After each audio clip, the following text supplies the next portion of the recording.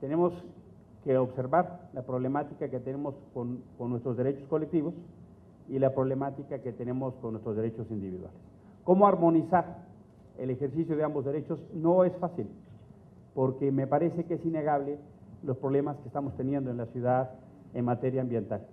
Déjeme darle solo algunos datos, y lo digo con mucha certeza, porque en una investigación que nos llevó casi 3 años hacer, lo presentamos en diciembre del año pasado, es este informe especial. Es un informe especial sobre el derecho humano a un medio ambiente sano y la calidad del aire en la Ciudad de México. Y en ese informe se reportan algunos elementos que son importantes. Considera, por ejemplo, desde hace ya 16 años, la Organización Mundial de la Salud nos situó entre las primeras 7 megaciudades más contaminadas del mundo. Se han generado problemas severos en términos de la afectación a la salud. Por ejemplo, la Secretaría del Medio Ambiente del Estado de México informó que cerca de 4,000 muertes ocurren cada año por padecimientos respiratorios y cardiovasculares asociados a la contaminación del aire. Se atienden 110,000 casos de emergencia hospitalarios y se agravan los síntomas de más de 5,000 niños y niñas que padecen asma. Me parece que no nos podemos plantear el dilema de no hacer cosas. Y yo creo que esa no es la posición, por lo menos lo que yo escuché previamente, esa no es la posición. Me parece que todos convenimos, y eso lo celebro con muchísimo gusto, que tengamos que hacer y tomar decisiones sobre lo que aquí vive, porque los más afectados precisamente es quien nos tiene aquí, los y las niñas y los adultos mayores, son quienes más se afectan por la contaminación del aire. Hoy por hoy, el problema que refleja la ciudad es que la mayor parte de los contaminantes tienen que ver con el ozono y con las partículas suspendidas. Entonces, me parece ahí entonces que tenemos que repensar qué vamos a hacer.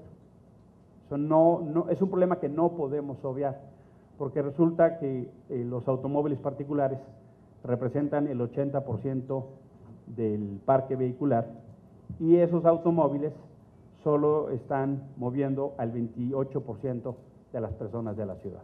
¿Cómo se va a implementar un programa de transporte? Porque el hecho y las preocupaciones tienen como muchísimo sentido. El hecho del costo puede ser una afectación directa, y eso es innegable. Me parece que es un primer problema que se tiene que considerar. Un segundo problema que necesariamente tiene que ser considerado es toda la logística. La diputada Segura me pidió que pusiera especial atención a lo que a seguridad se refiere, y me parece que ese es uno de los temas más importantes de lo que tiene que ser nuestra preocupación en materia de lo que hay seguro. Tiene que haber toda una serie de medidas jurídicas y sociales para acompañar el transporte escolar, y me parece que eso tiene que ser revisado. Yo no alcanzo a observar que eso se esté detallando. Hay algunos elementos, hay esencialmente 30 medidas básicas de seguridad, no voy a leer todas, pero algunas tienen que ver con elementos como, por ejemplo, que las puertas abran para afuera, pisos antiderrapantes, recubrimientos antiaislantes, estructuras para que el camión, si tenga las condiciones de accidente, no tenga consecuencias, cinturones de seguridad, ¿no?, para todos los asientos. El principio básico de que haya un asiento por persona, porque luego resulta que no es así, ¿no? También tenemos que tener como a las absolutas certezas de los dispositivos de emergencia. Ahora, el gobierno de la ciudad ha implementado o va a presentar distintos ordenamientos, y yo lamento mucho que esos ordenamientos no hayan sido discutidos en su momento con las asociaciones de padres. Sabemos que una parte principal de la mejora del transporte está en la vigilancia que se haga del mismo, y los principales guardianes esencialmente somos padres y madres, pero si nos dicen que va a intervenir la autoridad, pues díganos cómo. Entonces, ahí yo veo un desfase, porque se le dice a las escuelas, a ver, ustedes van a concertar a través de este programa que se va a aplicar durante 5 años, es un programa que se aplica en 5 años, gradualmente la intervención de los padres, los precios, las condiciones, está bien. Entonces, si nos meten después, ¿por qué no nos meten antes? O sea, si están esperando que padres y madres jueguen un rol activo en la implementación, yo creo que sería muy buena idea que el gobierno de la ciudad se sentara a escuchar, ¿no?, y dé los elementos de información y formación pertinentes y necesarios. Hay 4 instrumentos que van a jugar un rol principal en este programa, que son las modificaciones al reglamento para el control vehicular, de licencias y permisos para conducir en el Distrito Federal. El manual de lineamientos técnicos de seguridad, comodidad y protección del ambiente que deben de cumplir los autobuses que prestan el servicio de transporte escolar. El reglamento para la prestación del servicio de transporte escolar y de personal y la modificación del reglamento de transporte. Me parece que tienen que ponerse también el reglamento de tránsito y no está. Y el sentido de mi presencia aquí es animar justamente al gobierno de la ciudad pues para que escuche, para que genere sus puentes y esté en el entendimiento de los argumentos. Y me parece que puede haber la construcción de los consensos que se requieren. Sabemos que de repente hay funcionarios o choferes que no cumplen las características. Lo vemos en el transporte público, lo vemos en los peceros. Vemos, por ejemplo, cómo supuestamente tienen que estar regulados y vemos lo que pasa, ¿no? Cómo regulan a los choferes, a los de los peceros. Entonces, me parece que hay elementos fundados de preocupación. Me parece que hay elementos fundados de reserva y la autoridad tiene que generar las condiciones para que nos diga cómo va a operar, cuáles son los mecanismos de control y qué hacemos en las salvaguardas cuando esto no funcione, porque eso no está claro. Me parece en ese entendido que es estrictamente indispensable. Yo creo que una de las pertinencias que tiene este programa es la gradualidad. Afortunadamente es un programa previsto a 5 años, por lo menos.